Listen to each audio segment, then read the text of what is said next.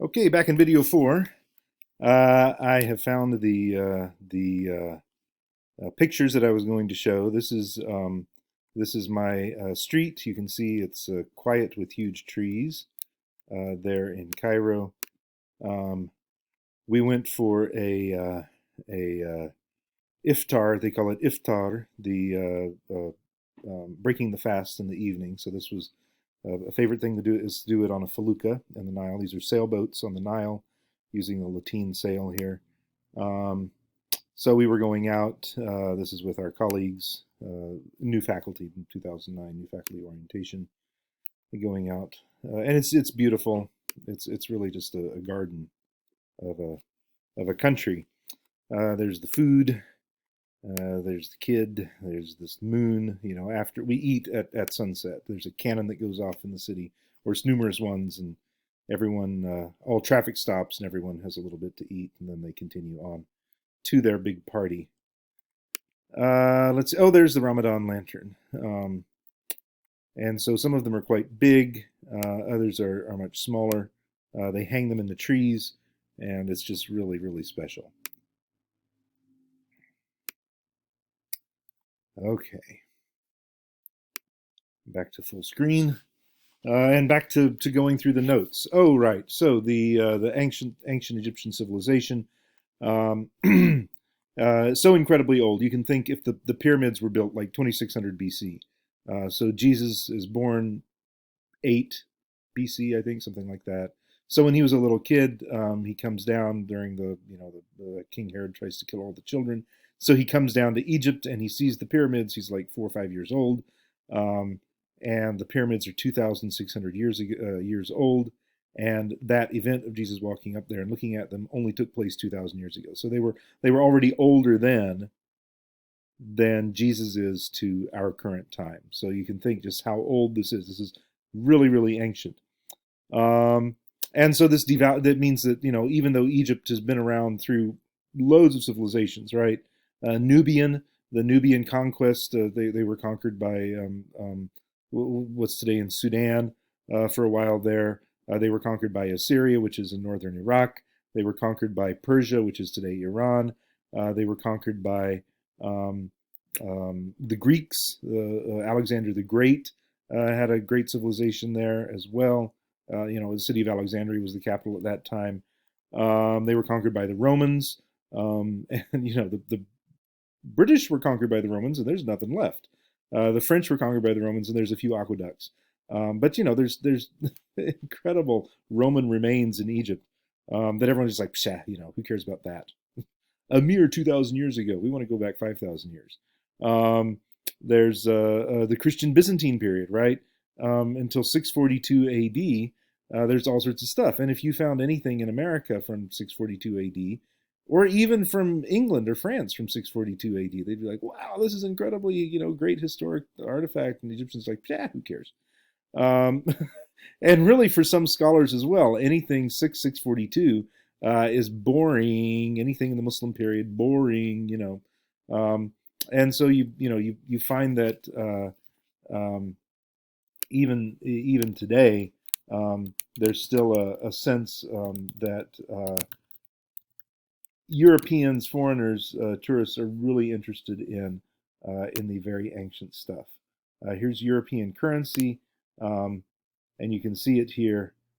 Sorry, European, Egyptian. The Egyptian pound. We can look at the pictures here, and on one side of the picture, you always have a a on one side you'll have a pharaonic image, right? And sorry, I'm not getting all of this. Oh, there we go.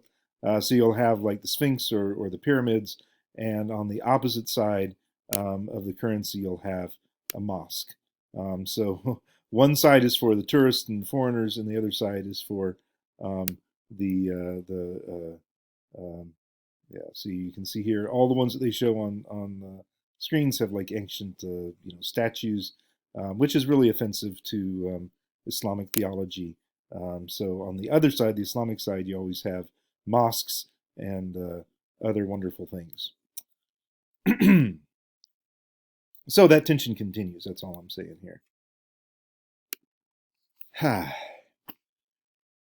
Okay.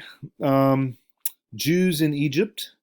Uh, the Jews have always been in Egypt, of course, even before they were Jews, right? That's um, where the whole thing comes from. The Abraham and Isaac and Jacob going off to Joseph going off to Egypt, and they had their captivity in Egypt.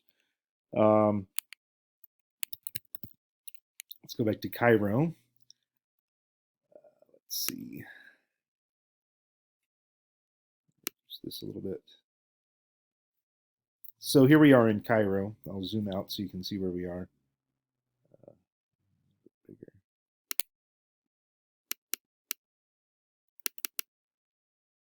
Cairo is the capital of Egypt, and it's a big city. And those pictures I was showing you were from down here. Look for the greener areas, and that's the wealthier areas. That's where they had the faculty living in this sort of leafy neighborhood down here. There's Cairo American College. It's a K-12 American-style K-12 school with anything you would need there, AP classes, etc. And then this was our house. Let's see.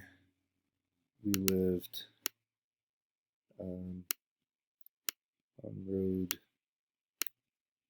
here. Oh man, wrong side. There we go. Roman Catholic National Seminary, and we were across the road from that. So that was our apartment on the roof here, with our huge backyard, which was very uncommon. But there was a building there that had been demolished, and so that's how we got our university bought it. So where we are in relation to that, this here's Fustat. This is where the Geniza is. The synagogue of Ben Ezra is down. Let's see. You got to go to the metro. No, Zahra. Goodness.